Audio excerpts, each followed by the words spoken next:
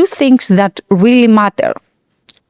What kinds of tokens the regulator recognizes and why people adopt them in the first place. According to the HMRC, cryptoassets, also referred to as tokens or cryptocurrency, are cryptographically secured digital representations of value or contractual rights that can be transferred, stored, and traded electronically. Every digital token in the UK sits in one of the following buckets. Exchange tokens. So exchange tokens are intended to be used as a means of payment and are also becoming increasingly popular as an investment. This is due to potential increases in value. The most well-known token, Bitcoin, is an exchange of an exchange token. Then we have the utility tokens. So utility tokens provide the holder with access to particular goods or services on a platform, usually using the DLT. A business or group of businesses will normally issue the tokens and commit to accepting the tokens as payment for the particular goods or services in question. In addition, utility tokens may be traded or exchanges or in peer-to-peer transactions in the same way as exchange tokens. And then we have security tokens, which provide the holder of security token particular rights or interests in a business, such as ownership, repayment of a specific sum of money, or entitlement to a share in future profits. And then we have the stablecoins. Stablecoins are another prominent type of crypto asset.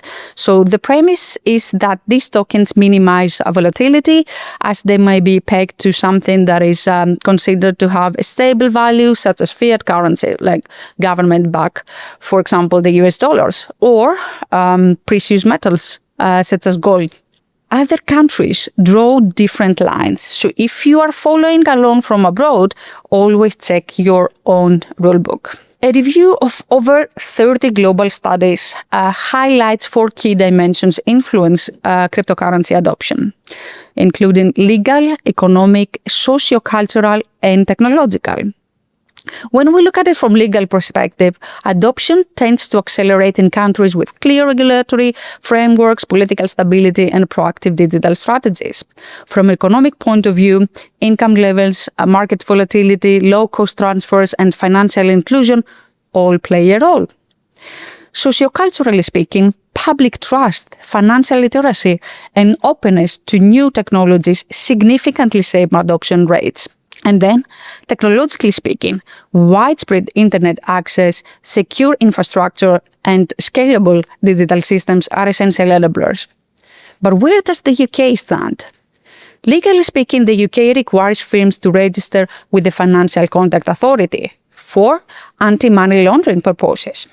However, it still lacks a comprehensive licensing regime for spot exchanges and decentralized finance platforms. Post-Brexit, flexibility has also introduced regulatory uncertainty. Now, economically speaking, the UK is a mature, high-income country, but crypto firms face limited backing access and retail investors lack crypto-specific tax incentives, factors that constrain broader engagement. Socioculturally speaking, surveys suggest that many retail users view tokens as speculative. Recent advertising restrictions by the regulator reflect ongoing concerns over consumer protection. Technologically, the UK performs strongly, with a nationwide broadband, a world-class fintech section, and a digital security sandbox, and the Bank of England's digital pound pilot, which makes the country well-positioned in terms of infrastructure. So, the UK shows strong technological readiness, but still faces legal ambiguity and, hesitant adoption, making it promising, yet cautious environment for crypto growth. Now, let us look into the tone and language of official UK government and regulator communicators based on what they have published and why that wording really matters. In 2018-2019, statements are dominated by terms such as ban, high risk, and consumer detriment, setting a firmly restrictive stance. The language turns even more defensive in 2020-2021, when the retail crypto derivatives ban is announced. Restrictive phrasing picks across all our visuals. From 2022 onward, however, official releases begin pairing risk words with opportunity words.